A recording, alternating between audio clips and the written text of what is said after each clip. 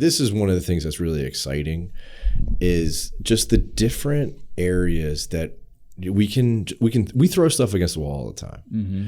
And so one of the things that we built out this year that I think you'll appreciate is, you described the basic experience, right? Like, hey, I've got this wheel loader, it's got this issue, I put in a service request.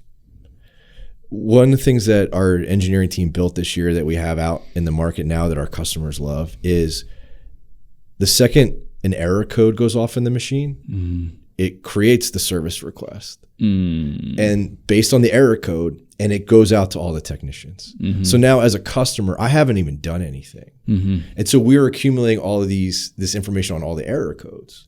And then we'll be able to track through like, okay, this error code based on these thousands of jobs that we've completed, it typically takes this amount of time to do the job. Sure. And so like one of the cool things I think we're gonna be able to do with large sample sizes of data is like, hey, Mr. Customer, you have this issue. It's going to be between $700 and $950. It's going to take 3.5 hours of labor to do it. But like those are the kind of things that like I didn't think about that a year ago, but just like seeing everything work and seeing the data that comes through.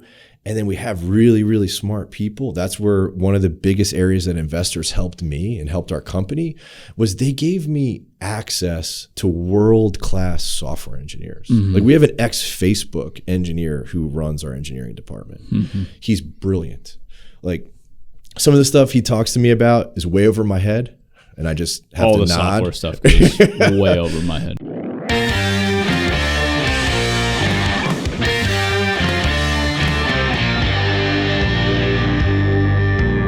So to go to some background here, was your first foray into this world with a dealer? Yes. Okay. Yes, started at a dealership kind of out of school back in 2004. No exposure to the industry. Yeah. No exposure to construction. Didn't know what a wheel loader was. Didn't know what an excavator was.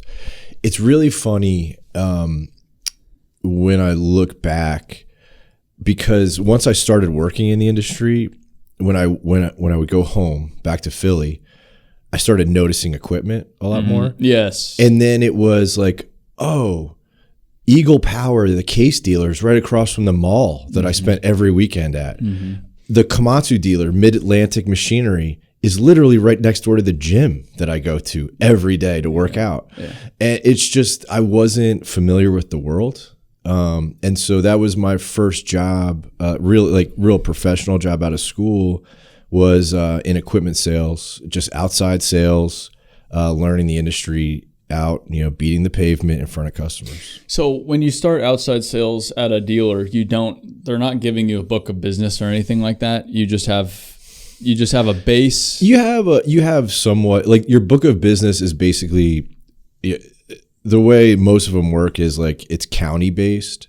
So I started in Miami of all places, and I don't speak Spanish. Yeah, that's a wild county. So I learned quickly that I really couldn't talk to anyone on a job site, which makes it even more difficult. So most of them are like county based, but there was some existing business with the dealership of customers who had bought historically from our dealership. So I had some warm leads or, repetitive business with like the Waste Managements of the world, like, some large national accounts.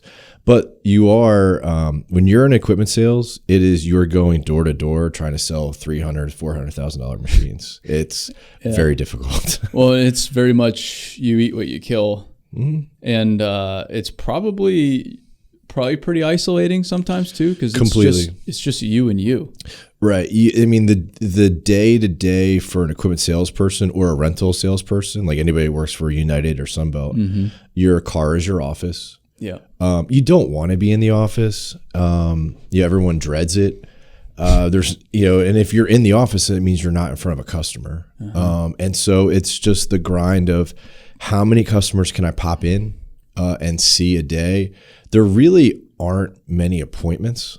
at all. Sure. And so what you hope to do over time is to build enough relationships to where customers will call you. So you don't have to rely on popping in, because customers don't love that. Yeah. Just like, hey, all right, I'd structure my day. I got to go to see these 8 customers in this order. And I just, knock on the door and hope that they have 10 minutes, and that's day after day after day.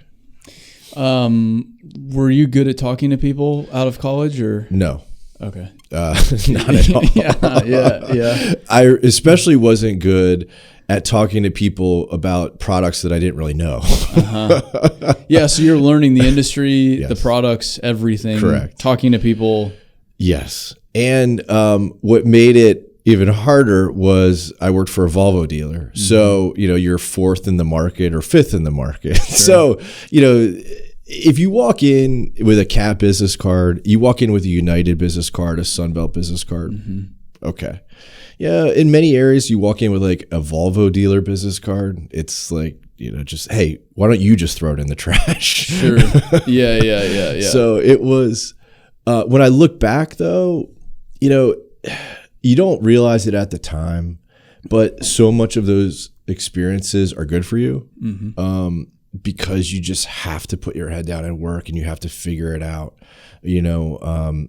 I would imagine that people who work for the market leader, like a CAT, like how much of it is really like, if you were trying to assess your own performance, like how much of it is me, am I getting better, or is it, those 3 letters, and maybe the groundwork that, the prior salesperson had laid for me. So, yeah, And those organizations are still very much a meritocracy. However, and it's not even equipment manufacturers. It's just big companies in general. I've noticed a lot of people for big companies that work at big companies have a sometimes slightly, sometimes very inflated sense of self-importance that because of the big brand, sure, because of the big company, because of the resources they have available to them, they somewhat conflate that it's them doing that. Yeah, I mean, it's human nature. I mean, you are performing. It's a hard thing. Self-awareness is very difficult.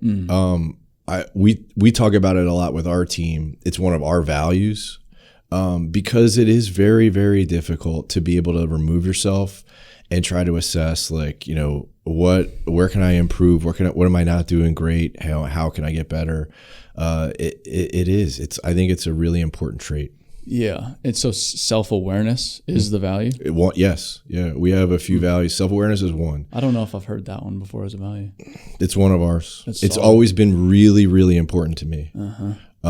We have another one that I would think that no one has heard of because people look at me cross-eyed, but it's figure it outness. When you have a early company, a brand new company is doing something different, you have to figure stuff out. You do. Yeah. And so that is one of our values. And our team lives it every day. They've seen me try to set the example of, when someone brings me a situation, a problem, typically something happened with a customer, something happened on a job. It's, you fight the urge to always try to have the answer right then and there. Right. And it's like, it's okay to just say, you know what? All right, we'll figure it out. And that's something that I've learned over time. So that's one of our values too. Well, and that when somebody asks me about how to navigate things early on in business, it's like, that's usually the answer. You just figure it out. And that's not me being an ass. It's just like, that's the only way. There's not really a shortcut. Like you can go read the books, you can go learn from others, you can hire experienced people, you can do all of those things. But you still have to, no matter what you do, no matter even how much money you have, you still have to figure it out. There's no way around it. You do. I've had the good fortune of being around some really successful people, and during my career. And one of like the huge like aha moments for me personally was when you look at someone who's super successful, I think naturally you assume like, oh, they're the smartest in the room, or they've never made a mistake. They've achieved this level of success. They have extreme confidence, And then the closer that I got to some people and I was able to work like side by side with them, the aha moment for me was they encounter plenty of situations where they don't have an answer. Yeah. But their confidence comes from, there's no situation that I can encounter that, I can't work through and find a solution. And therefore I figure it out. And that gave me a tremendous amount of confidence of like, oh, okay, they haven't been through everything. They don't know everything. So then why can't I, with my knowledge, start a company and apply the same thing? Well, and it's a shame most people don't have a lot of interaction to those high achieving people. Although now the accessibility you have is incredible. Like the quality of even like sports documentary right now on Netflix is nuts. Incredible. Unbelievable how close you can get to these people now at the highest level. Sure. And I love watching them for that reason. But podcasting, books, there's all kinds of resources that allow you to get close to these people. And it's like that they're just really good at figuring stuff out, mostly because they're stubborn. Yes. And then two, they're really consistent. They're so good at just doing the same stuff over and over and over again. And breaking things down into smaller pieces. Like that's something that I wasn't good at for a long time either. You can't focus on the end result. You can't focus on, look, I know you run long distances, right? I do not. I hate long distances. You can lift more than I can. Though. I can, but even like in the gym with stuff, it's like, if you got to do 15 repetitions, like if you think about like you're 2 in, you're like, oh, I got 13 more. No, you just got to think of like the next one, right? Like if you're going to run, these mega ultra marathons, I'm sure, you can't think about the totality of running 100 miles. You got to think of like literally the next mile or the next half mile. And that's how you just stack those things. And that's how you end up getting to where you need to go. Yeah. I have a race on Sunday actually, and you get to the triathlon, so you're doing swim, bike, then run, and by the run you're feeling the day. Sure. But they have a marker at every mile, and that's and an aid station actually at every mile, which is it's really pretty legit. Pretty cush. And so that's like whenever I get to the runs in these races, it's just aid station to aid station to aid station, and then at a certain point there won't be any more. Exactly. And I'm done, but I don't think about the end. Yeah, totally. So you're selling machines, you figure it out at some point, I assume. Get a little better. Yeah. You did pick a wild market because Florida.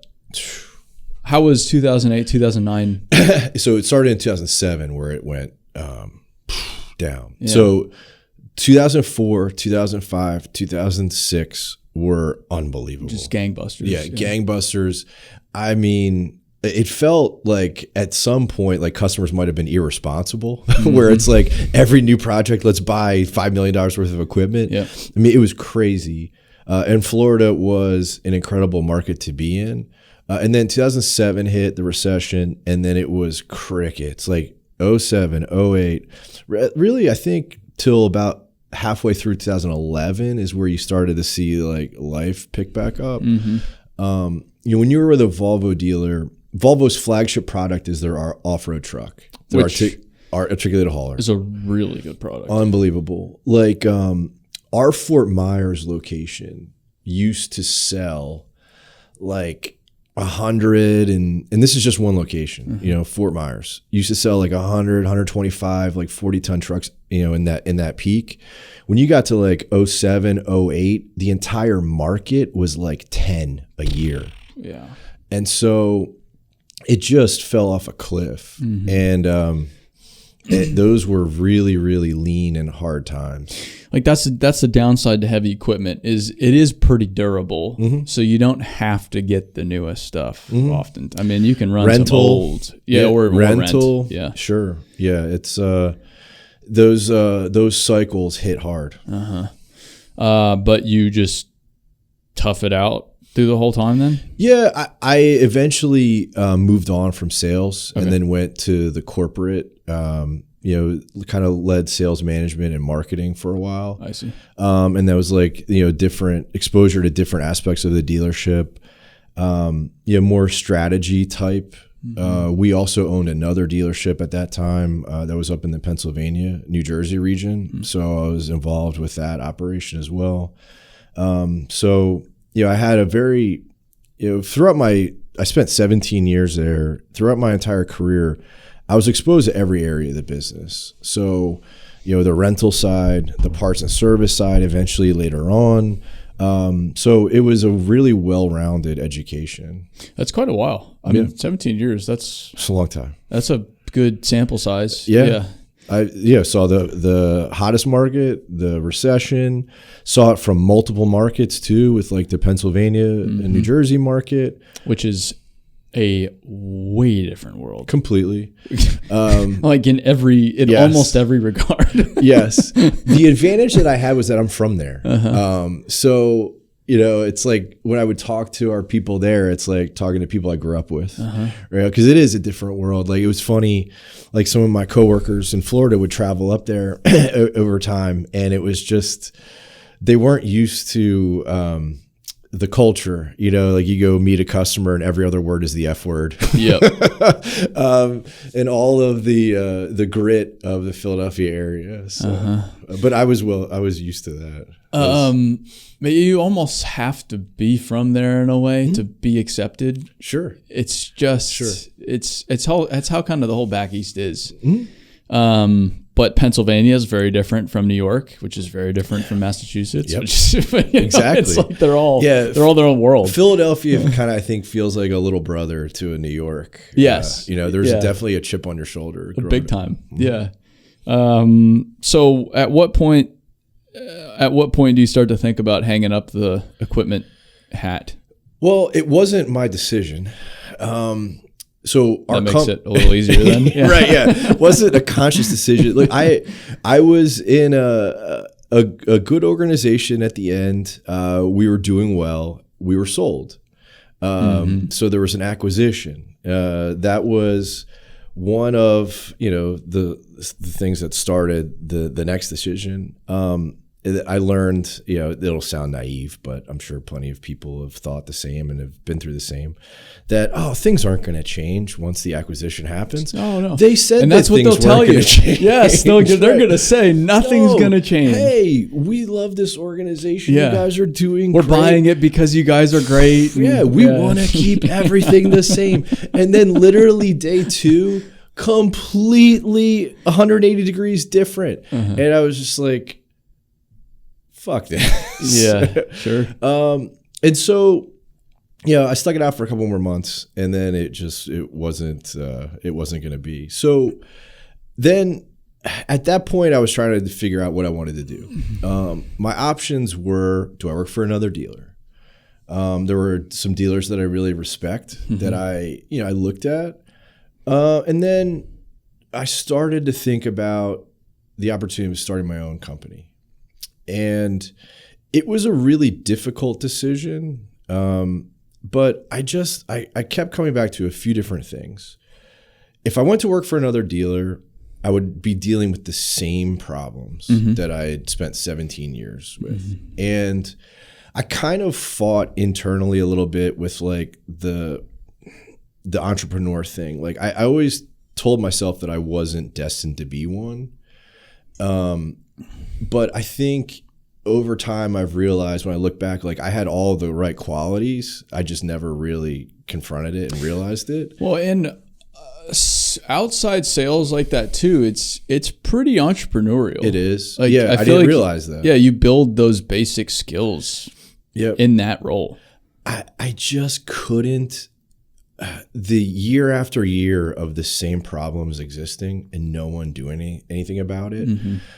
Like I could not fathom, and maybe some would call it a midlife crisis too at that point, because I was 38 or so at that time. Yeah. I just couldn't fathom dealing with it again. Like, I wanted a fresh start. I wanted the opportunity to just do something my own. Mm-hmm. And because it just becomes debilitating and exhausting when you show up every day and it's like people act like the things you've been dealing with for 6 years just are brand new, or they'll just never change. I couldn't do it anymore. And so that's when I met my first partner, who was like a software guy, and kind of pitched the idea of a company in this space.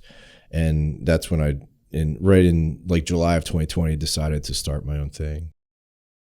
If you're looking for another industry event that is a snooze fest, this is definitely not for you. But if you're a leader looking to elevate yourself, your team, looking for like-minded individuals that are hungry, then look no further than the Ariat Dirt World Summit, November 5th through the 7th in Dallas, Texas. In our third year, we'll have about 1,500 hungry industry leaders from about 500 companies looking to learn, grow, teach. It's going to be fantastic. We also have a world-class lineup.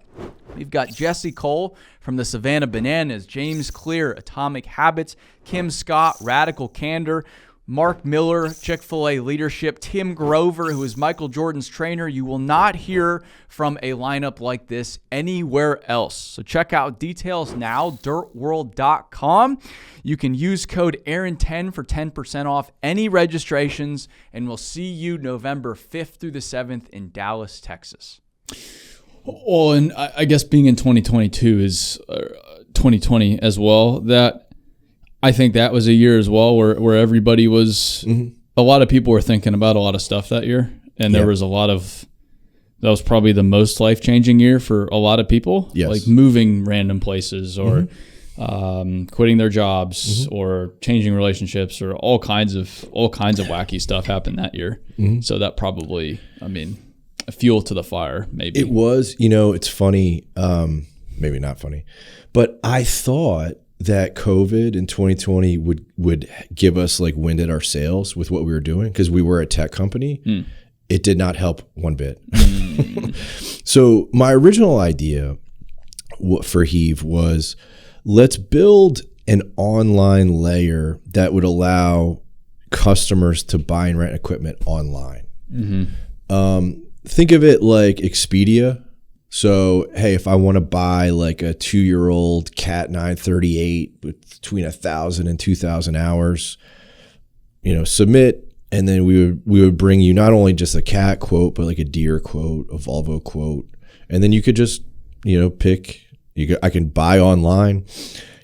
We had the technology mapped out to where, like, we could pull in like a dealer's sales contract, just pre-populate. I thought of it like. Not just Expedia, but like there's a company called Olo, online ordering. So like when you like think of any chain restaurant, if you want to go order online food, it's not that restaurant's experience that you're going through. It's this company Olo primarily. And so I thought my original idea was like, can we build like the online transactional layer for this industry and make it super easy for customers to acquire equipment? Because, starting as a sales rep, it's not that consultative of a sale. You've got these customers, they move dirt, they lay pipe, they have estimating teams. They get a project, hey, we got to move 1 million yards of dirt this year. They're not sitting down with their fill-in-the-blank salesman and say, hey, we've got to move 1 million yards of dirt. What would you recommend? Oh, I'd recommend 6 45-ton trucks and 400,000-pound excavators. No, they have an estimating team. The customer will come to the dealer of choice or whoever and say, hey, I need a quote on, I want to buy 6 trucks and I want to buy 400,000-pound excavators. And for that reason, I thought there could be value in building what we had built. Like, just make it super easy to transact. I thought, my thesis or assumption was like, hey, I worked for a Volvo dealer where you're fourth in market. Like, anyone who's not Cat would jump at this because, hey, we're making it easier for customers to buy from us. What's wrong with that? Yeah, because like as it stands right now, you have to go to each one of those companies independently. Yep. And then there's like a machinery trader that's kind of kind of like that, kind of not. Yeah, it's like online classifieds. Yeah, online classifieds. And then there's Ritchie Brothers, which is a different animal, which sells everything, but obviously auction. Right, scheduled basically. Yeah, scheduled. But between the gaps, there's really not anything else. No. So that was the idea. And then I got a hard dose of reality from the potential customers of the dealers that just told me to pound sand. Yeah, well, the dealers are pretty good at that. Yeah. And it's so, so I would have people tell me, you just don't understand the industry. Yeah. And I'm like, I've spent 17 years in it. Like, I know the industry. What it comes down to, I think one of the things that you have to learn to do is you have to separate what people are telling you, the words they use, and try to understand really what they're saying, because there can be two different things. Like, I think what dealers are saying is we don't want anyone between us and the customer in terms of the transaction. And that was a hard thing for me because obviously I'd put a lot of time into this. We built out a product. I spent a lot of my personal money into it, and it just wasn't working, but it should have worked. Yeah, and like the gap is still there. Correct. But I think it's also partially they're making so much money. Yes. I mean, especially post 2020, the dealers are typically private companies. Some of them are public, so you can start to get some insight. But they're typically owned by private or public parent companies, so you can see how much money these companies are making. It is wild what has happened over the past 5 years, and that's like. When everything's as good as ever, why am I going to consider doing anything differently? Exactly. And so that's where we got to, was just when you understand the lay of the land. And I had a couple of dealers just say this to me, where it's like, hey, we're the only such and such dealer for, 1,000 square miles. We didn't sell one machine online last year. We don't have to. Yes. If that customer wants to buy this brand, they have to find their way to me. And so that was like a hard reality. Now, I was also, calling on customers too. And, so I was getting it from the customers as well. Like, customers would tell me, man, this is really cool. I like this. But at the end of the day, if like these 3 dealers who I like to buy and rent from are not using it, I can't use this. It has no value to me. And so that was like the way I frame it into what I say to people is, I feel like, so our original product, we were solving an inconvenience. We weren't solving a problem. Sure. And so part of those conversations that I had with those customers was they would tell me, they would say, if you guys could help me on service, that would be interesting. And that I would pay you for tomorrow. And so when I started hearing that enough, I was, that's when I was having some of those hard conversations with our team around, what, I think we're going to kill this. And what I want you to do, the guy who led our software side, I want you to change our app to where we can facilitate service calls. And then what I'll do in the next 90 days is that I will go beat the pavement and find technicians to answer those service calls. And so that's when I started building the network. We changed our software. And then like once we switched the service, it was like product market fit, all these terms that you hear, it was unbelievable. Yeah. And it was we had spent 2 years like asking ourselves, like, hey, do we have product market fit? Because we would get some people to use our technology. It's not like we had no paying customers, but we were always asking ourselves, like, hey, is this working? Once we went to service, there was no doubt because customers were they were so enthusiastic about what we were doing. And I still remember our first job. It was January 10th of 2023, and it was just crazy. The difference, we didn't have to ask. It was just apparent. But up until that point, like you have a family and you quit like a very well-paying job. Yes. To then not have an income. Correct. And go try something that ultimately didn't work out as planned. Correct. And so there had to be a period of like, all right, what am I doing here? So for 2020 to August of 2023, my wife did not like me. I'm sure. Yeah. I believe it. Yeah. She really did not like me. Yeah. So that was it was a period of a few years I mean, you just recapped it very quickly, but that was years of building a product, trying to make it work. It wasn't working. Getting like little like slivers of, this could be something. Yeah. And I think the trap that a lot of people fall into with early stage companies is they see a little something and they're like, all right, so just imagine this with 1,000 customers. But you have to ask yourself, is that possible? Can you get 1,000 customers? And and these were really hard moments, and I just had to kind of face reality. You told me last night you've had to face reality a couple of times. Yes. That is a hard thing because it wasn't just me either. At that time, those first 3 years, we had, I think, 4 or 5 people that I was paying. I wasn't taking any salary. I have 3 kids. I don't know. I felt so committed. And I felt I have a very strong will, and I felt like we could eventually do something. The cornerstone of everything was that gave me the confidence to start any kind of company in this space was, from my experience, there was very little.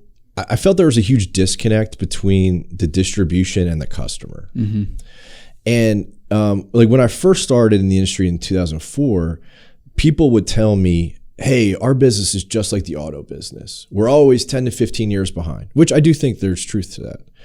And I look at the auto business, and so much of the customer journey has changed over time for the better with technology. People used to hate going into a dealership because you'd probably waste your entire Saturday. They hate the game of like negotiating and haggling and, let me get my manager over here. And then, the last, 5-10 years, it's completely different. Like, you don't ever have to step foot in a dealership. You can price check easily. There's transparency. When you take your car in, transparency thing is big because that's non-existent in the heavy equipment space. Correct. Which is crazy. Yeah, and so there's a little bit of transparency now. I would say that's one of the reasons why Ritchie Brothers has become a massive. Yes. And so, in the service side of auto, like you take your car in, you get text message updates constantly. There's good communication. Yeah.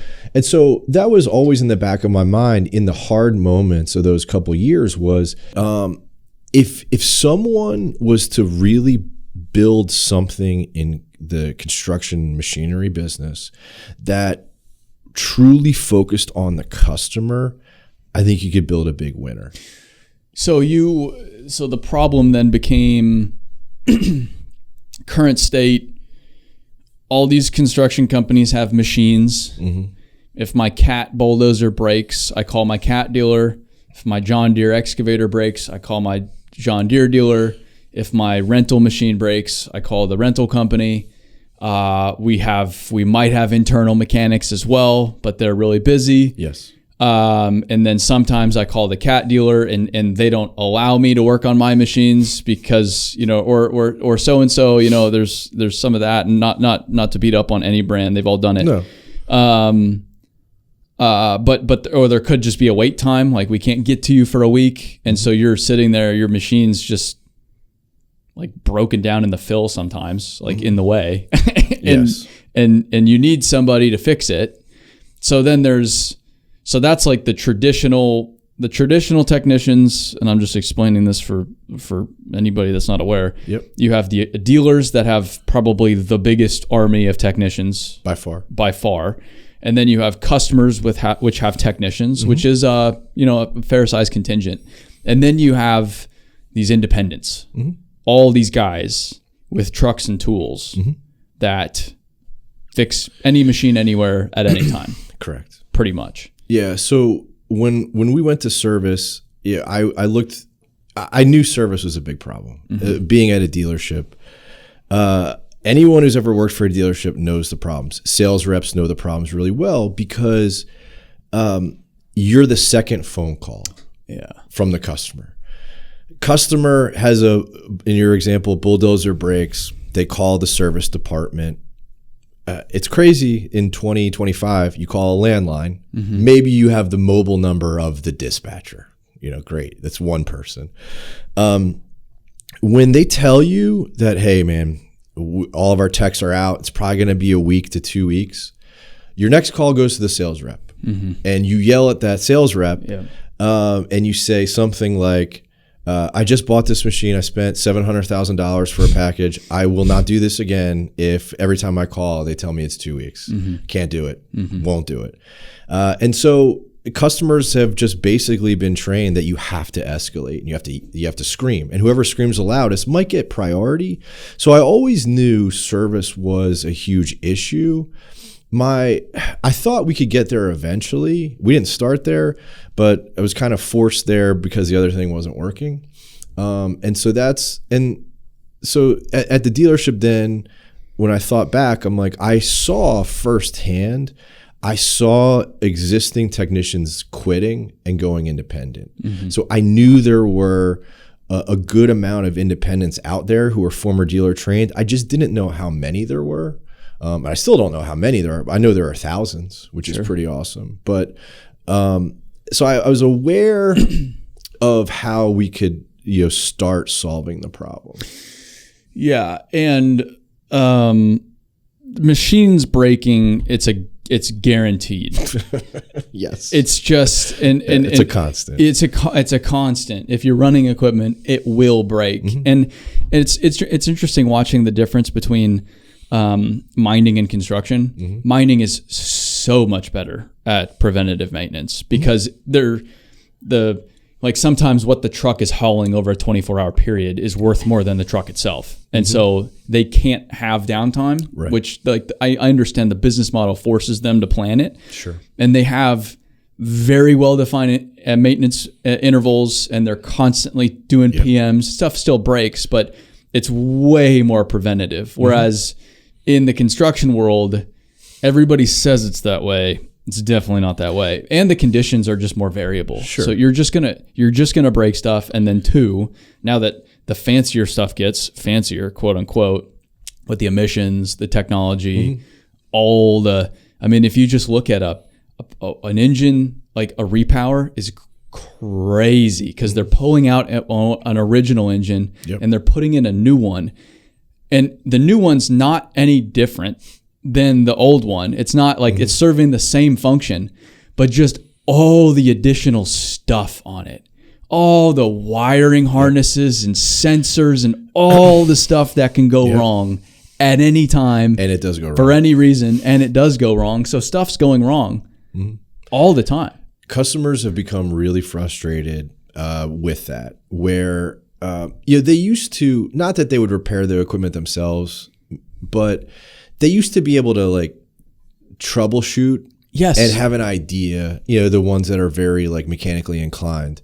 With the move to electronics, with everything, you get shut out of your machine. And it can be, and dealers all see this, and it gets really frustrating for the dealer because you don't want to always have to roll a $200,000 service truck to a customer. Yeah. That's not the best thing for them. And it's not the best thing for you when you have a long line of people who need service.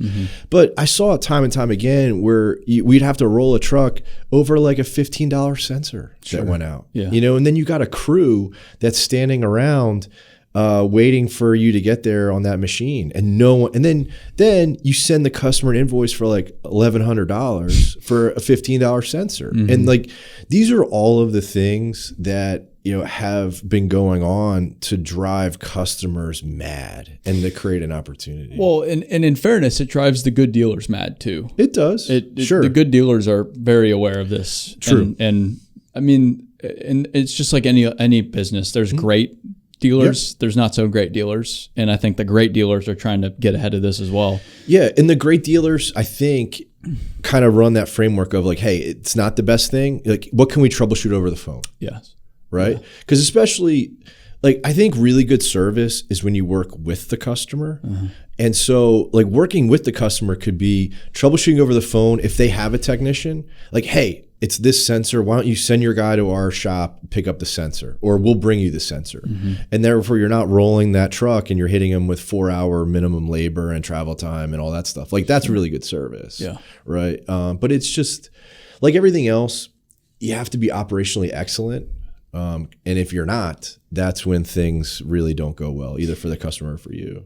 In the void, then Heave has in some ways fallen into, in some ways discovered, is that you have the customers needing their machines to be fixed as quickly as possible. The more traditional means of doing so sometimes don't meet the standard. Many times inefficient. Yeah. And then you have all of these independents that are not organized in any fashion. Correct. At a macro level. So you're just, to put it very simply, connecting these independent technicians with problems. Correct. To solve the problems, to get the technicians paid, and to make everybody happy. Using technology where it works much faster, a lot more visible. Yeah. How did you get technicians on board in the first place? It was sales motion. I started with the network of technicians that I knew. I guess you knew a bunch of guys. I did. I also talked to a lot of customers. Like when you talk to customers, many of them had used independents before. Like so, we weren't necessarily introducing a whole new concept. Like I really didn't have to fight a negative perception in the market. Like I didn't have to sit across from a customer and try to convince them that, hey, this independent is of the same quality as a dealer tech. So many of these customers had used independents before. But when you talk to them, they would say the same thing. They would say, well, I only knew one guy and I haven't been able to get a hold of him for 3 months, And so there was a business just in building an actual network and providing that structure to facilitate the call, to get the responses from the technicians and to be able to present them back to the customer. And so I called on as many technicians as possible. And look, this is why. So at our core, we're a labor marketplace. Marketplace businesses are brutally difficult to build. Because you have two sides. And, just like customers in this industry are not exactly trusting of new things, well, neither are technicians, and so you have both sides. Customers are like, well, how many technicians do you have? And then the technicians are like, well, how many customers do you have? And they both want like this amount before they start. But I was able, just like we found our early customers who were just desperate and starved for a solution. I found a few early technicians who were like, yeah, what do I have to lose? I'll give it a chance. Sure. And once they downloaded the app and started using it and they saw there was steady work. And then once they got paid, like clockwork, when I said we were going to pay them, we built trust on that side. And then they started telling their friends. And then we started getting more business, and then it just builds, both sides from there. Were they younger guys at first, would you say? Or no, just everybody? Older. Really? Yeah. So very few young guys, because the career path to becoming an independent seems to be work at a dealer for a while, and then kind of get burned out. Sure. It's not. I don't think many like trade school graduates graduate trade school with the intent like day one of like, hey, I can be my own business owner. Well, it's kind of like doctors. Like you get out of med school, you still don't know anything. You need to go work at these big organizations and experience all this stuff. And then you might have a practice when you're 40. It's a skilled, it's a highly skilled position. It's I think no different than doctor, dentist, etc. Yeah. These guys are engineers. Just at the highest degree. I could not have more respect for these guys. Yeah, it's unbelievable what they can do. Based on your experience, why do they usually get burnt out? It's a variety of factors. Economic is one. They're just not paid enough. They're not paid enough. There's been very little wage growth in that field. This is where I think dealers have really made a huge mistake, that it's going to be hard to recover. So it's wage growth. Like, to remind everyone, these guys are doing hard physical labor out in the field on job sites. You know, I'm in Florida. You got Texas, even Nashville here. It's not exactly that cool this time of year. Yeah. It's hard. And then, you get it into Philly in the wintertime and you're out there and it's 25 degrees. So you're in hard conditions, and the machines don't just break down on a nice, tidy concrete pad that has everything you need. When I first started my career, I had to call on waste management. I had to call on trademark metals. You go in a scrapyard. In Miami in July, there are stray dogs and stray cats. Because it rains every day, the whole site is flooded, and it's scrap metal and just garbage everywhere. Walk into a landfill, it doesn't smell good. No. And you gotta be sitting there with your service truck for 8 hours today, crawling under a machine. And to do it for $28 an hour, maybe next year you'll get a bump to like $29.50. So that's the number one thing. I think when you talk to these techs, they all love the customers. They love being able to solve the problem. I think they get burned out by a lot of the other stuff that they have to deal with within the dealership. Poor management. Paperwork, feeling like they have 35 bosses. Politics. And I think one thing that a lot of people don't recognize, I didn't recognize it early, but I started to understand it towards the end at the dealership, was these are your salespeople too. They are customer facing. And so what I found out, and it made sense to me later, was when customers are unhappy with the dealership, they can take it out on whoever's in front of them. And so that could be a technician. So if you're a customer and you call for service and it's now 2 weeks later and you're just getting out to them, the customer's pissed. If you're the technician and you're showing up, and maybe somebody in your office said you would be there 3 days ago, and it's not your responsibility. But now you just show up, and that customer is like unloading on you. Like, fuck this. Like, I didn't do anything to deserve this. Well, and I was reading recently a book on Caterpillar, and they said the sales reps at the dealers are really the face of the business. So I was like, nah, that's not true. The technician is the face of the business of any equipment dealer. Yes. The technician is the face of it. And the same with a construction company. Those out in the field that do the work, they're the representatives of the business. It's not leadership. It's not anybody in the office. It's just not how it works. No, you have service is frequent, right? And so you have a large spread of equipment. Like, you could have a technician on your site every day. And so that technician sees that customer and their people every day. Whereas a sales rep, you might go by, once every 2 weeks, once a month. Sure. So to your point, these guys are the face of your company. Yeah, it makes sense. So they get frustrated, and at a certain point, and I always forget this, they have their own tools, which to me doesn't make sense. I know there's reasoning for it. I don't understand that. Blew my mind all. When young guys would start, like payroll deduction for their tools. I don't get that. But yes, so they own their tools. And so then they can just quite literally take their tools from the bay they're working in at the dealer or the service truck they've been in and transfer them to a service truck that you said they could get on Facebook Marketplace or from a buddy, or they might finance. They go to Ritchie Brothers and buy a used one that has 300,000 miles on it, and then they just do maintenance themselves because they're mechanical, but they get started. They get started in business, and they start doing jobs for customers that they know, and they just rely on word of mouth.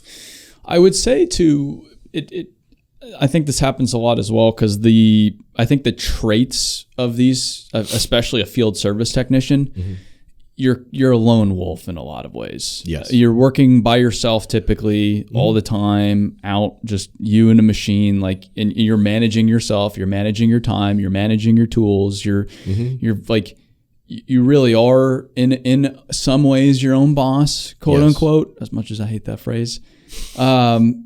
And so going out on their own's not like you, it's not that dramatically different from what they've already been doing, because it's still like they get where they're going from dispatch, and here's the issue, and then it's on them from there. They might not even go into the dealership for 2 weeks. Yes. They're getting dispatched from their home, right? And some techs are what are referred to as residents. So like a really large like mine or a quarry will just be like, hey, we want one guy here every day. Or just giant job. Like I was at a giant job in Louisiana. I mean, the amount of technicians they had out there was wild. Yeah. And so you might not ever go back to the dealer for a month at a time. So yeah, total lone wolf personality. But it's what's really exciting about, so before that, the mechanics of how this works is the customer initiates the transaction. I say, I have a 938 loader. It just broke. It's making a weird noise. Don't totally know what it is. I go onto the Heave app. I say 938 loader, so many hours, location, etc. I can maybe type up, here's issues. I can put maybe some pictures on it. And then that goes out to then your pool of technicians, independents.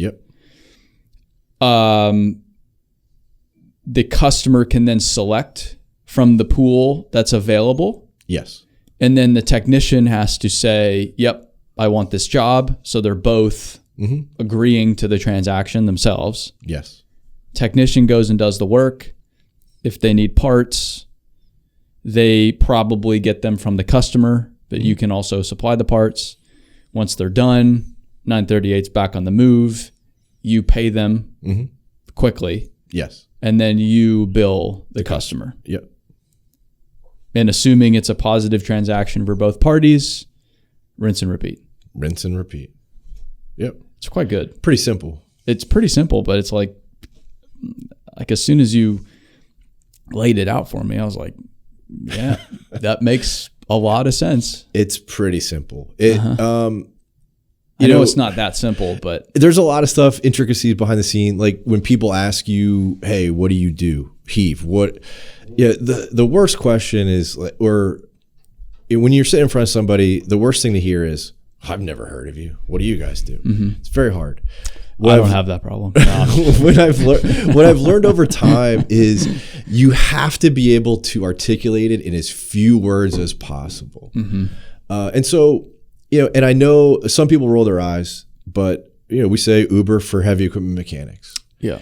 And now it depends on who I'm talking to. If I'm talking to like potential investors, I don't say Uber for mechanics, because they've heard a million companies describe themselves as Uber for X. It's a little tired, yeah. Completely. But it is the most effective way. If I'm sitting across from a customer who's never heard of us, or maybe heard of us a little bit, but they have, when you say Uber for heavy equipment mechanics, they can picture it. They're like, Oh, so they can get themselves 80% of the way there. Mm-hmm. Now there's like little intricacies like picking the technician that you have to like educate them on, but they have the concept. Sure. And then, you get through, you show them a demo of how it works, you answer questions, like they're all the same questions. What happens when a job goes wrong? They don't, it's because it's so different than what they're used to. Like they can't believe that, like, most people think that we set the pricing for the marketplace. We don't. Mm-hmm. We let technicians set their price, and then we add a markup on top.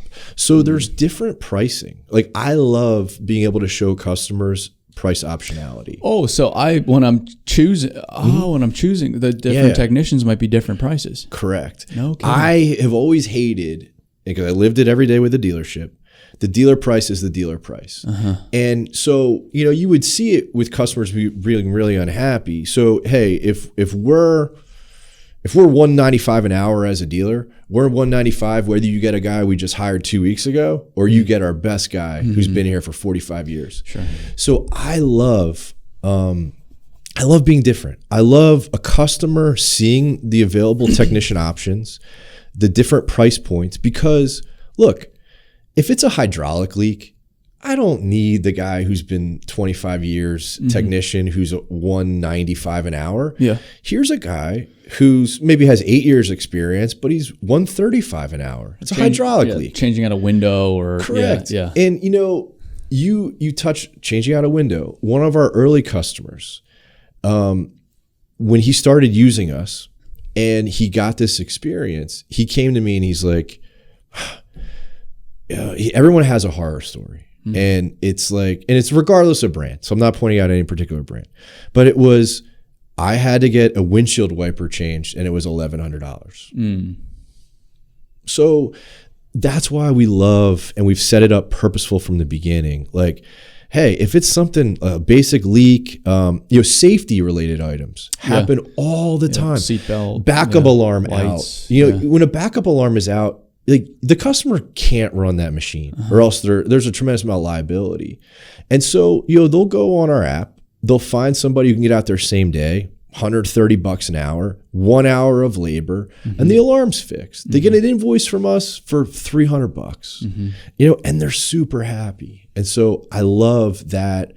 Not every job has to be a big time, big transmission job. We do tons of like little safety related stuff. Or like cutting edges is a good example. Yeah. PMs, stuff that doesn't need like the cream of the crop, like experienced guy. It makes perfect sense.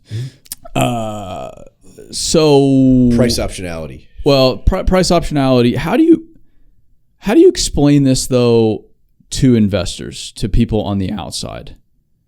Because it's very different. I've talked with plenty of these folks, and you have to start with like the ABCs. Yes. And when you talk construction, they immediately go to like home building, like remodeling kitchens, or maybe high rises like in New York City.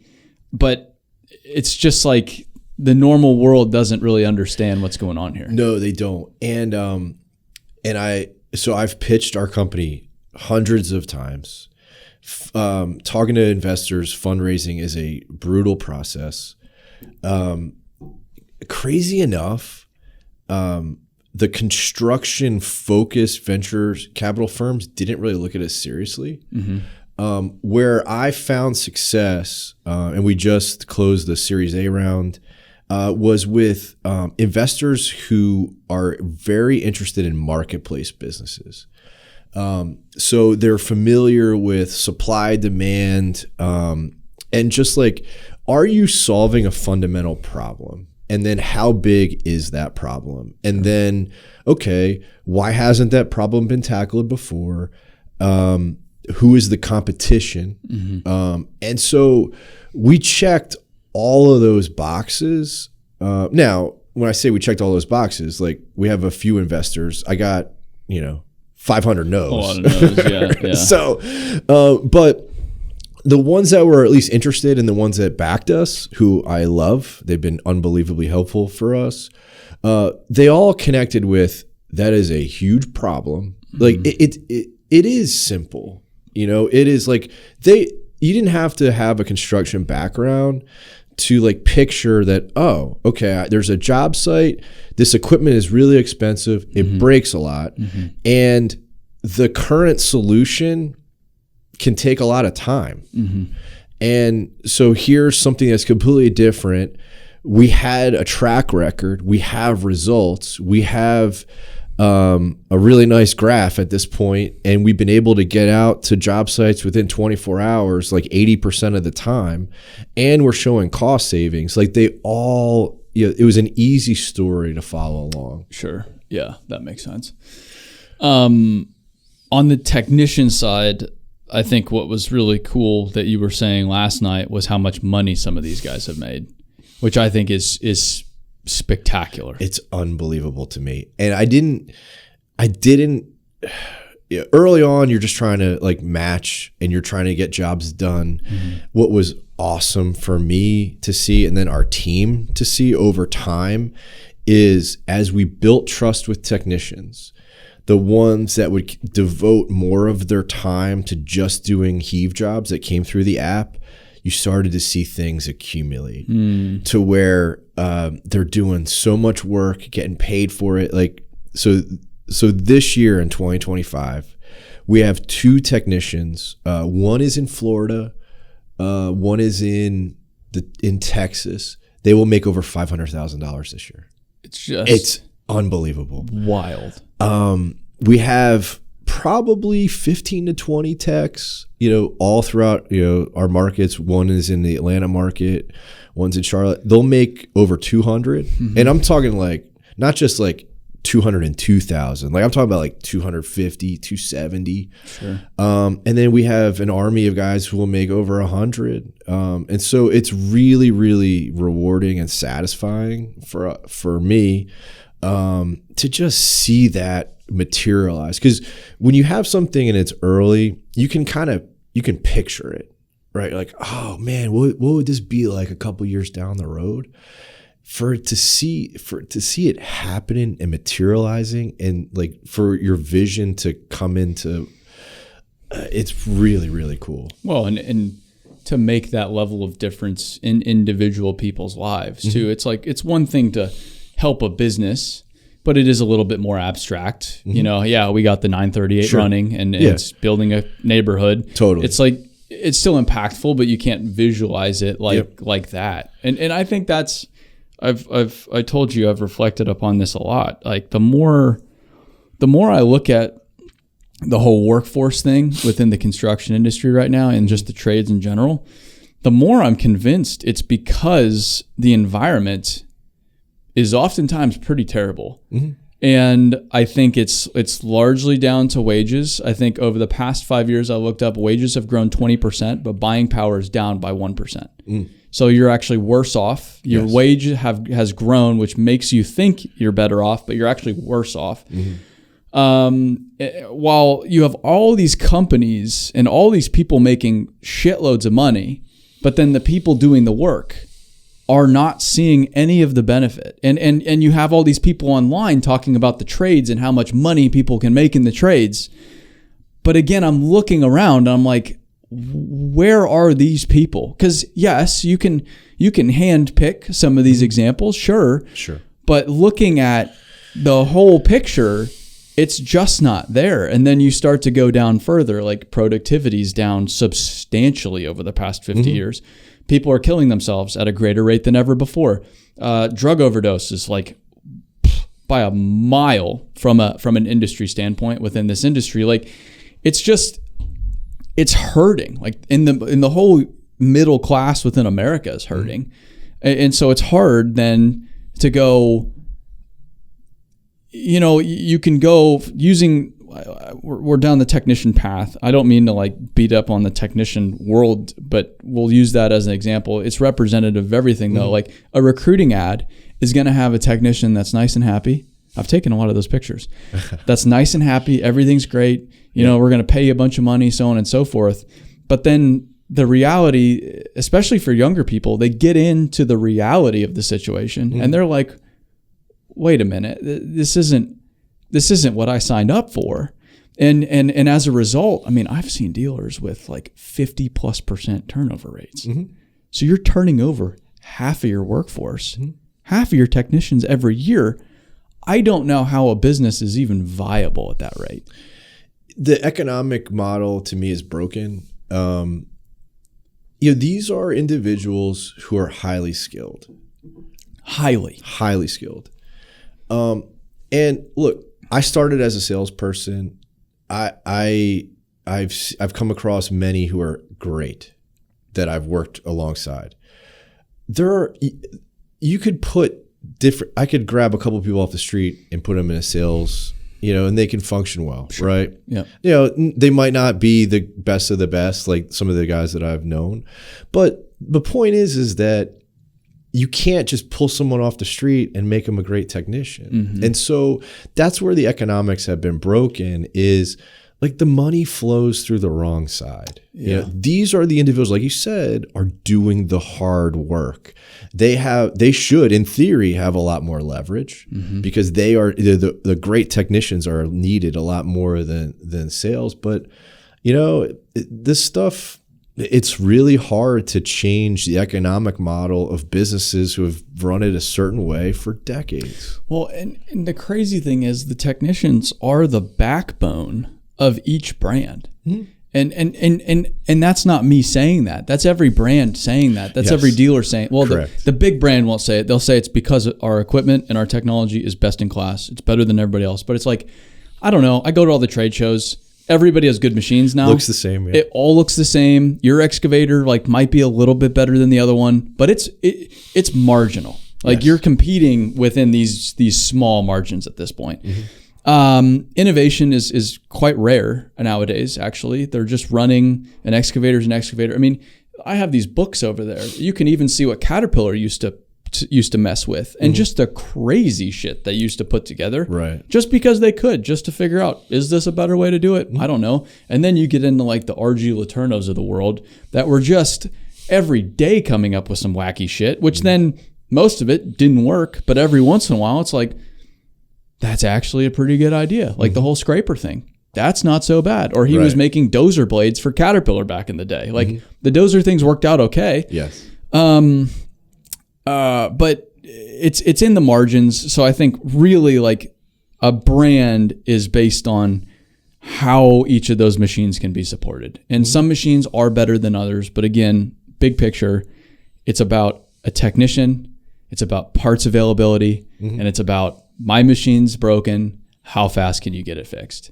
And if you can do that for me consistently, I'm happy. Yes. If you can't do that for me consistently, I'm sad. And I can't buy your brand. And I can't do this because my business, I can't run a business like this. Because the contractors too, to defend contractors and equipment dealers too, every business, but contractors have 100 different variables they're dealing with. And so if a machine breaks and they've got even like a certain work window to do some work, they're just shit out of luck. Like it is what it is. It is. What's been really cool is we'll get referrals from dealer salespeople today because of what I mentioned earlier. Yes. They're the second call. And because, most really good dealer salespeople care about their customer relationship and they want to have a solution for their customer. They don't take that phone call and want to tell the customer, oh, well, I'm sorry. What they told you is you got to live with. And so as we've kind of, grown our brand recognition and proven what we can do, we're getting quite a few dealer sales reps like, hey, have you tried this app? Because, at the end of the day, if we can fix the customer's machine for them, they're off the hook. They'll continue to buy. The customer's not grading them on, who fixes the machine, as long as that machine's fixed and back up and running. Well, and this is where it's like it should be symbiotic with the dealers. Like you're not there to take from them. You're there to actually support them and make their case even stronger. So you asked me about investors. And so one thing that, and it's apropos because you mentioned how it can be hard because they don't know the construction world. So something that I just in studying and trying to prepare for this most recent fundraise that I found was, I thought a lot of similarity was Ritchie Brothers. I feel like we are building the Ritchie Brothers, but in the service side of the business. And the reason why I say that is, so if you think about Ritchie Brothers, because they are symbiotic with dealers, on the surface, there's really no reason that Ritchie Brothers needs to exist. And I say that they're like a $17 billion a year company. People are like, what do you mean by that? Well, this is what I mean. Every dealer has used equipment. Every dealer loves selling used equipment. It's higher margin. You have, like, the whole point, the channel for a dealer is, hey, rental is a huge channel. We got to rent equipment. So I have my assets are accumulating hours. I got to find a way to sell them. Yes. So you're creating your own used equipment that way. But why is Ritchie Brothers able to build this massive, massive company when all it is just selling used equipment, when all the dealers have it? Well, there's two reasons, in my opinion. One, they brought transparency to the equation, right? So if you're a customer in Tampa, and you want to buy a used Deere, used Komatsu, you're really only subject to whatever your local dealer has on the yard, right? And you also have no idea what a good price is, right? You don't know what other people are paying for it. So one thing that Ritchie Brothers solved was transparency. You can see everything online of what everything transacts for. Hour range, year model, boom. All right. And then the other thing that Ritchie Brothers, built a huge business for is there are no geographic lines, right? And so now you can buy equipment. There's supply coming from all over the place. You can buy any brand. And it's just those two things, and they're a marketplace, right? And so now dealers utilize Ritchie Brothers. Hey, we've got these trade-ins out back that haven't moved in 6 months. Let's throw them through Ritchie. Yeah, it's a huge value because you now can liquidate. You get cash for stuff that's not really moving. And so you see a lot of dealers utilize Ritchie Brothers as a partner. I think we can do the same thing in service. So one, no geography for Heave. We can work on equipment all over. No brand, we can work on everything. We've fixed over 100 different brands of equipment this year in 30 different states. And then the transparency side. And so I think that we can improve the overall ecosystem of available mechanics. We're already working. We have really large national rental companies that use us to fix their fleet. And what they do is, they have X amount of mechanics, but it's a math problem. If I'm a large rental house, I have 20,000 machines. Yep. I have 20 mechanics. Because service, if you're a rental company, service is not a profit center, because customers don't pay you to fix the machine, and so therefore you can't run it like a dealership because it's not a profit center. And so those rental companies will hire mechanics from us for a day, for a week, for a month, and say, hey, there's 200 machines out back that are in our hard down line. Can you get them back out on rent for us? Fix them so we can put them on the ready line so we can rent them. So it is symbiotic there. I think we can do the same. It's going to be, I'm not naive. It's going to be a few years probably for dealers to kind of. Yeah, it'll take you a while. Yeah. We do help some independent dealers today. I'm sure. And so I think there's a big similarity to what Ritchie Brothers accomplished and what we can do. And that was, I think, me sharing that with investors also helped because Ritchie's public. They can also get, validation on size of market and the opportunity, and it makes sense. And so that's kind of something that I've been thinking through and have landed on the last 6 months. Well, and all the manufacturers are getting part sales. Like you're still buying parts from them. We have no desire to stock parts. No, yeah. We don't want to be a real estate company. Yeah. We don't want to tie capital up in parts. I know, look, so much of this is really hard. That's where my experience helps. it's really hard to manage parts inventory, knowing what to buy, what to stock.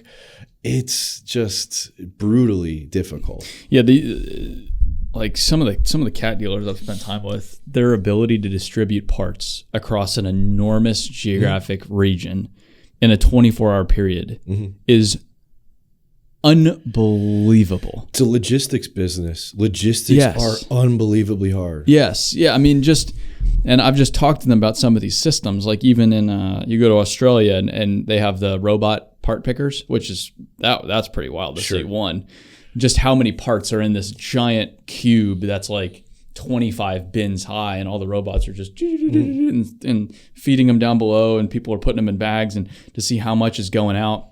And then they've got trucks 24 hours a day, just nonstop driving the territory, dropping stuff off, dropping stuff off, dropping stuff off. And it's just like, this is the belly of the beast just to support all this yellow stuff out back. It's crazy. It is wild.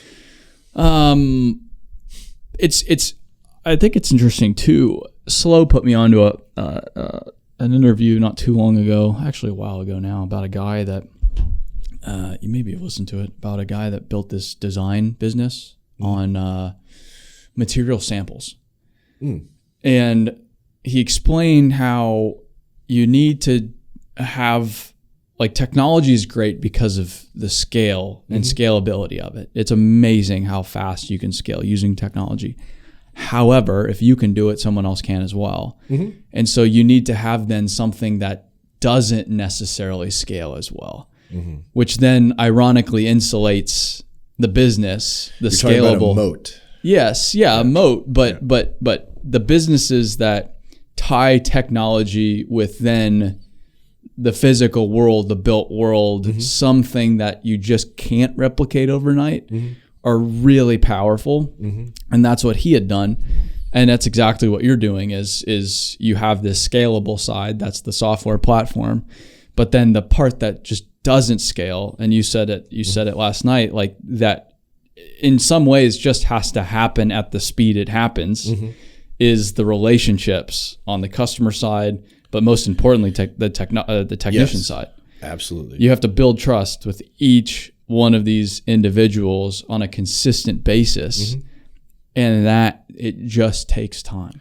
Correct. And if you can do that, then you're entrenched. Exactly. Yeah. Because if they're already working with you and it's working, why would I even consider something else? It's really hard to get people to trust something brand new. But now if we become synonymous with on-demand service, it's going to be really difficult for somebody to start a new company and convince technicians to use that. Sure. Yeah. So that's absolutely, and that's why, so within our walls, to our team, I've always told our team, we want to treat technicians like they're our customers too. And we live by that every day. We don't just have customers like who have equipment. Yes, they are customers, but treat the technicians like customers. You can probably down the road, and I'm sure this is on the roadmap somewhere, but you're also gathering a ton of information and a ton of data, and you're starting to then understand, this problem, if we see this, it typically ends up, X, Y, Z. And then now you can offer them additional value beyond just getting them paid quickly and getting them consistent work, but then you can allow them to do the work better, which then makes them more competitive. Yes. And efficient. There's a ton of opportunity. This is one of the things that's really exciting, is just the different areas that we throw stuff against the wall all the time. And so one of the things that we built out this year that I think you'll appreciate is, you described the basic experience, right? Like, hey, I've got this wheel loader, it's got this issue, I put in a service request. One of the things that our engineering team built this year that we have out in the market now that our customers love is the second an error code goes off in the machine, it creates the service request. And based on the error code, and it goes out to all the technicians. So now as a customer, I haven't even done anything. And so we're accumulating all of this information on all the error codes. And then we'll be able to track through like, okay, this error code based on these thousands of jobs that we've completed, it's typically takes this amount of time to do the job. Sure. And so like one of the cool things I think we're going to be able to do with large sample sizes of data is like, hey, Mr. Customer, you have this issue. It's going to be between $700 and $950. And it's going to take 3.5 hours of labor to do it. But like those are the kind of things that like I didn't think about that a year ago, but just like seeing everything work and seeing the data that comes through. And then we have really, really smart people. That's where one of the biggest areas that investors helped me and helped our company was they gave me access to world-class software engineers. Like we have an ex-Facebook engineer who runs our engineering department. He's brilliant. Like some of the stuff he talks to me about is way over my head, and I just have to nod. All the software stuff goes way over my head. But he gets what we're doing. And he's always thinking about like, hey, how can we tweak our product to make customers' lives better and the technicians? Sure. To your point. Yeah, yeah. And I mean, you can take it in a lot of directions, which is it's really exciting because I think that's another thing is the industry just has to be better. It just has to improve. And I don't think a lot of that innovation is going to come from the entrenched players. I think it's going to come from people like you. And this industry is not different in that aspect. Industries, you get a couple incumbents that get to the top, and there's no incentive for them to change.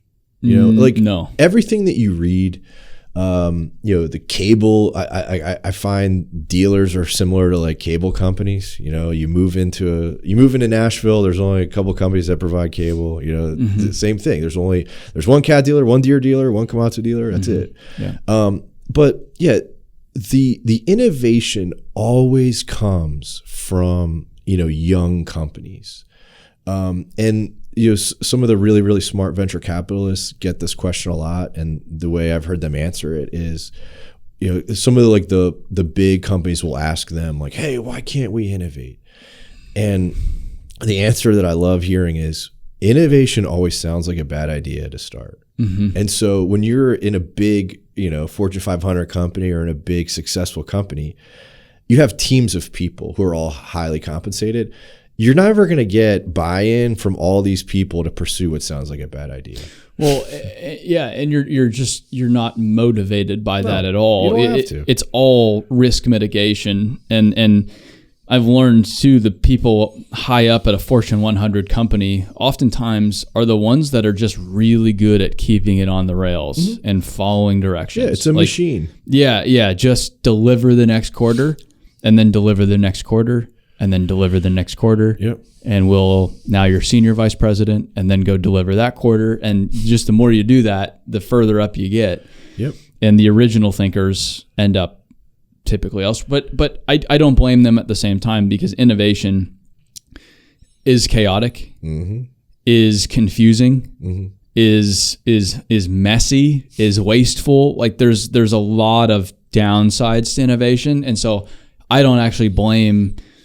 And as I start to get further in and look at the landscape, few companies actually innovate, and I now understand why. Because if it's working, it's working everybody. Too. Yes, right. Like you can't argue with CAT. Well, but and in a lot of ways, like industry wide, like good enough is good enough. Like we don't. Why do we need to innovate? We don't. Like good enough is good enough. We're just fine. Yeah, we're fine. I do think too, the larger you get, the more disconnected you can get from your customers too. I think that is part of it. When you're a young company, like you have to hyper focus on what is most important with the customer. Yeah, and that's how you can build some success is, by truly focusing on those things. Like part of my good fortune is just finding my way into a spot where there was an undeniable problem. Like I wasn't out searching for a problem. Like I meet, I get a chance to go to some cool events where there's a lot of like early stage founders. All are much younger than me, but they're on their fifth idea. Sure. They're on their third idea. They're just trying to find, trying to build a company. But with me, it was like I lived in an industry where there was an undeniable problem for a long time. But I think somebody like you is the only person to do it. You have to have the credibility. Mm-hmm. If you're some guy from San Francisco telling these technicians about it would be, it's not impossible, but it is way harder. Yes. Yeah. And like even just talking to technicians, like it's just they speak a certain language. Yes. You have to meet them where they are. If you don't, and I appreciate that about them big time. Sure. Like they don't take shit. No, they don't. There's just not a lot of tolerance for that. Yep. And so you either meet them where they are or fuck off, I'm busy. Yeah, you get hung up on a lot. And some of them just aren't talkers too. Like, and again, that's why they're in this world. It's a solitary occupation. It is funny though. They don't seem like it, but sometimes some of those people can be way too talkative. Oh, you can get some rolling. Yeah, because it's a lonely job. Uh-huh. It's like so our team will end up somebody on our team will be on the phone like for 45 minutes with a tech because he's just driving to a job. Sure. He just wants to talk to somebody. Yeah. So it's kind of cool to see those relationships kind of grow over time. But yeah, it's a tough crew. And so now the goal is to grow it in different regions across the United States and deliver the same experience consistently. Consistency is huge. What we're executing on, our mission, our goal is to be a nationwide field service provider for all brands of equipment. And so we're going to do that methodically. It's so tempting we're in 50 states. Yeah. It doesn't work that way. We've got to do it on a certain timeline when we're confident that we have enough technician supply in certain markets to expand. So we have 6 core markets today: Florida, Texas, Georgia, North Carolina, Tennessee, Ohio. But naturally, we have customers who have used us in those markets and have asked us to help them in other states, and we do it. Mm-hmm. We just don't market and tell the world like, hey, we're in Colorado, come, we can help you there. It's just because we don't have the technician density yet in some of those other markets. So we just kind of remain small with the idea of once we get to a certain amount and we see a really good work quality. Because one thing that I haven't talked about with you is that we have reviews, which is unique. Like you can't review a dealer technician. You can review, and we see a lot of reviews on the technicians in our network. And so once we have a confidence level in having X amount, then we kind of open that market. Do you worry about supply with a lot of these guys being older? I don't, because I do think eventually there's going to be a tipping point where we're going to be the place for younger techs to have the confidence to go independent. Mm-hmm. There will be that tipping point, because if you're sitting there, probably the number one thing you're worried about to make that move to go independent is, well, how am I going to get work? Mm-hmm. And so when you're able to look in our app and see there's X amount of jobs per day in your area, I think that's what's going to happen. Well, and it's a tough business too, because it's predicated on you doing things. Mm-hmm. But when you're doing things, you're not developing business, you're not invoicing, you're not running the company. And so you've got to do things. You've got to work all these long hours. Mm-hmm. And then you've got to work another job to catch up, or like maybe your spouse helps you out on the side, which happens quite a bit. We get invoices from the wife. Yes, yeah, that happens. It's pretty frequent. It's in construction too. Yeah. Because I mean that's almost needed. Like you can't be doing it while you're working. Yeah, we have.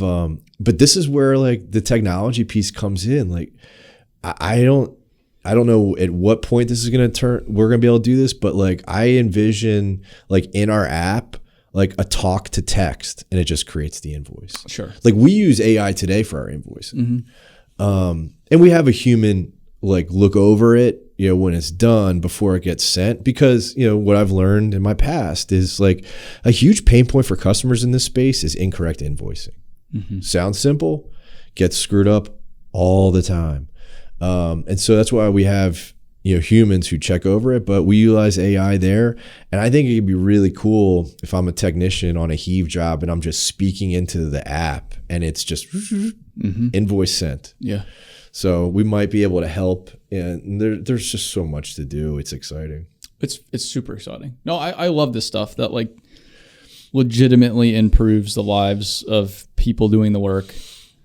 It improves the industry, and it forces others to then level up as well, which I think is good. Yeah, it's a really good thing. And I just, again, I we've alluded to it a lot. Like, I think this industry has just been a little too passive. And by a little, I mean they've been too passive because they're able to. I think that, and also I do think, and I think this comes back to why hasn't this been done before? I think to employ certain solutions, you need a certain level of knowledge, of like institutional knowledge, in order to do some of these things. And as you well know, this industry is under the radar. It's out of plain sight. And so, to what you said earlier, I think is spot on. It would be extremely difficult for somebody from San Francisco who's a founder mindset to come put X solution in. And so the improvements have to come from people with the construction industry experience. Yeah. I think it's really, really hard, because you can find roles that are really well paying. And it's like, why do I want to sign up for years of pain and an unknown outcome? You have to be really committed and driven, and probably somewhat of a psycho to do it, because you're going against the grain. Yeah. You're going against decades of it is operated this way, and it for a good reason. For good reason. Yeah. But there are like some pockets where like, hey, these are improvements that can be made. Yeah, I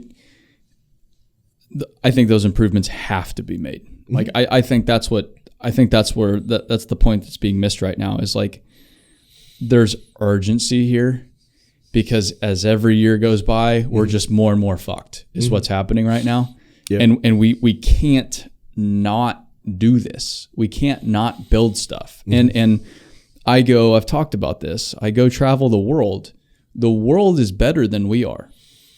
Most cities I go to, anywhere in the world, which has really honestly surprised me and demoralized me in some ways, is better than our cities. Do you have a thought as to why? I think it's partially because the United States has just been, we've transitioned from an economy that makes things to an economy that thinks about things. It's gone from, like I was saying, I think it's gone from creating to consuming. We've become a consumption-based society. And you can do that for so long, and you can create these crazy returns as a result, but it's just not, it doesn't math at the end of the day. And at some point, you've got to create. And we have not put a premium on creation. We've only valued consumption. You can go look at higher education, for example. Most of those are consumption-based industries they're supporting. If you go look at the list of billionaires, they're almost all out of consumption-based industries. A lot of finance. The top 1% of the earners in the United States, it's probably consumption-based. It's finance, it's real estate, it's insurance, it's medical, it's pharmaceutical, it's technology a lot of times, it's legal. Like, you can go down the list. However, we're still human beings. And that's where this whole AI conversation drives me nuts. Because it's like, okay, cool. You know what? We can go do all this predicting about what AI is going to do. Who the fuck knows? And anybody that tells me for sure what's going to happen, I'm like, I'm on bullshit. Now, thank goodness, I know to not listen to anything you have to say ever again. I don't know anything about that world. All I know, or at least the bet I'm making, is listen, as long as there's human beings here, we're going to have to eat. We're going to have to drink water. We're going to have to live somewhere with shelter. We're going to have to take shits every day. Like, those are constants, and those will remain constants as long as there's humans. And as long as those are constants, then infrastructure is a constant. As long as infrastructure is constant, we need people to build and maintain that. And then I'm not a believer that that's automated anytime soon. Like, oh, Boston Dynamics is going to make the little robot dog that's going to do what these guys are doing on these machines. Maybe, but I don't think that's going to be anytime soon. Yeah, I think, I heard somebody really, really smart at an event, a really smart venture capitalist, I thought described this very well. He said he views the world as like an accordion, vacillating back and forth. I think there's always going to be such power in the opposite. So as all this stuff transitions to like AI, there's tremendous power in businesses that are the opposite. Yes. Because all this stuff will be AI, then the businesses that will stand out will be the ones that have people, that are holding your hand through the process, that care about the customer. And so it's just going to make it that much more important. Yeah. Yeah. And you can even see it like in restaurants right now. All the restaurants, a lot of them have just terrible customer experience. A lot of them use technology and bullshit this, bullshit that. And then you go to a restaurant that doesn't do any of that and is a really great human experience. And you're like, where there's a server that has passion, that cares. Like it fundamentally changes the experience. Totally different. I have a ton of respect for people that I encounter in my day to day who just love what they do. And it can be a server. It can be, someone that you see, just like I see, people at my kid's school, who just love being there. Yes. Good teacher. Like there is. I admire it, and I'm kind of motivated by it. Who love what they do, and then again, who are highly skilled. Like watching a technician work for me is just like, it's intoxicating in a way, because it is it's such an incredible skill set. It requires over here just brute force, and then over here just the most delicate of touches, and then everything in between. Yeah, and reading an electrical schematic, right? And the wiring. Witchcraft. Yeah, it is. It's really, really impressive. And I share that same admiration for those people. Yeah. I envy them in some ways. I'm like, damn it, I wish I had that skill set. I don't. I don't at all. I'm the least handy person that you'll probably meet. Yeah. But yeah, for us, thank goodness. And they're fixing like $500,000 machines, like we've talked about. Yeah, this is stuff that's like very urgent. Like that at the end of the day, that's what field service is. Before anything else, it's urgent. It has to be done right now. Yes. Yeah. For better or for worse. Yeah, that's one of the reasons why we don't ask customers, hey, when do you need this done? If you start asking that question, everything becomes 911. But, we have a fundamental understanding of like, we're trying to help as fast as possible. People then find you it's just Heave, right? Heaveapp.com. Heaveapp.com. APP. We didn't own the .com, so we were a .co for a while. Talk about confusing the people. That doesn't work very well. It's like death in this industry. So heaveapp.com. So it's not just an app today. It's also, we have a desktop. So we have plenty of customers who prefer, equipment managers largely in an office. So they can go to heaveapp.com and get the full experience, request service, view technicians, book technicians on our website, just like the app. Sweet. Yeah. Awesome. Well, appreciate you coming out. Thank you for having me. This is a big deal for Heave, and it's a big deal for me. So I appreciate the invite and getting a chance to sit down and talk to you. Yeah, I was on your podcast, wasn't I? You were. I don't know when that was now. It was, when what? It had to have been maybe like a year and a half ago or so. It was a while ago. Yeah, you were early. Do you do it every week, or what's the cadence? The cadence is not as consistent as it needs to be. So I'm going to have to lean on our marketing manager a little bit to get it more consistent. It's tough. Well, like we were saying, I think at the beginning, it's hard. It's really tough. Well, it was really, really hard for us because in the early days, because no one really knew who we were. So it's like, what is that? Who's that? And so now it's becoming easier.